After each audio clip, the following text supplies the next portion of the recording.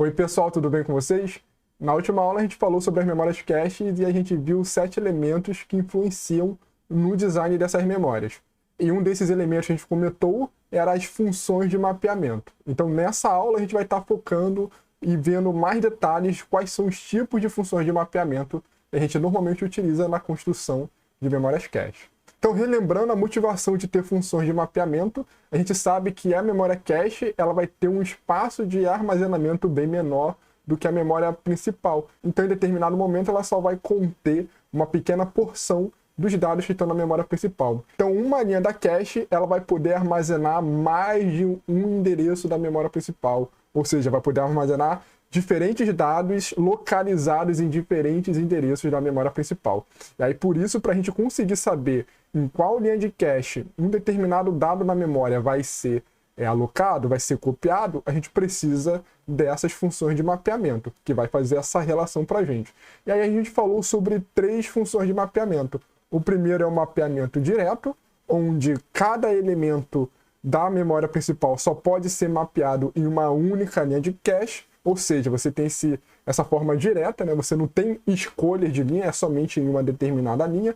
E os outros tipos de mapeamento que a gente falou são os mapeamentos associativos, que eles podem ser totalmente associativos ou associativos por conjunto, que seria o set associativo. Então, nessas caches associativas, a gente vai ver que um determinado dado na memória principal, ele pode ser mapeado em um grupo de linhas de caches. E aí a gente vai poder selecionar dentre as linhas desse grupo usando algum algoritmo de substituição que a gente começou a ver na aula passada.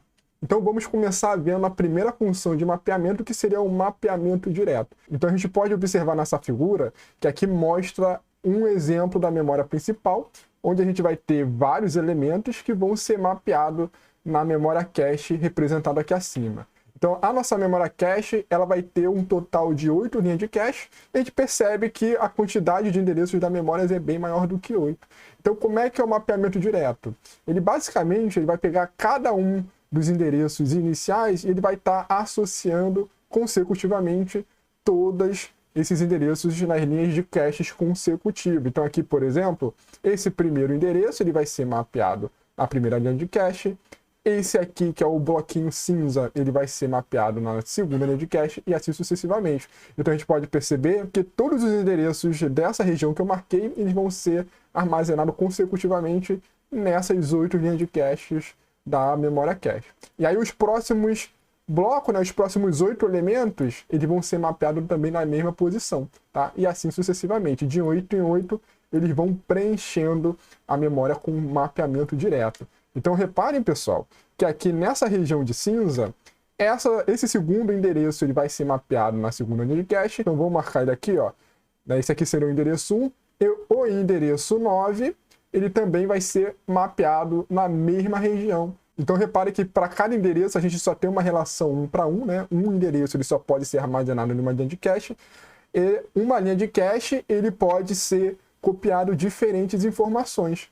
A gente pode ver por essas cores. Então todos esses endereços marcados em cinza só pode ser copiado para essa linha 1. Da mesma forma, esses endereços marcados em azul, ele só pode ser copiado para a linha 5. Essa é a forma do mapeamento direto. E aí, para a gente conseguir identificar de cada endereço qual que é a linha correspondente, a gente vai estar utilizando a operação de módulo. A gente vai calcular o resto da divisão do endereço considerando a quantidade total de linhas de cache. Então, para a gente calcular qual que é a linha I, onde a gente vai copiar um dado da memória principal para cache, a gente vai utilizar essa seguinte fórmula. A gente vai pegar o endereço desse dado, tá? O endereço do bloco lá na memória principal, visto que a gente está sempre fazendo transferência de blocos de bytes. Então, pode ser um bloco ou pode ser uma word, vai depender da especificação da memória. Então, a gente vai pegar esse endereço e vamos obter o módulo considerando a quantidade de linhas de cache disponíveis. Tá? Então, a partir dessa fórmula, a gente vai estar determinando qual que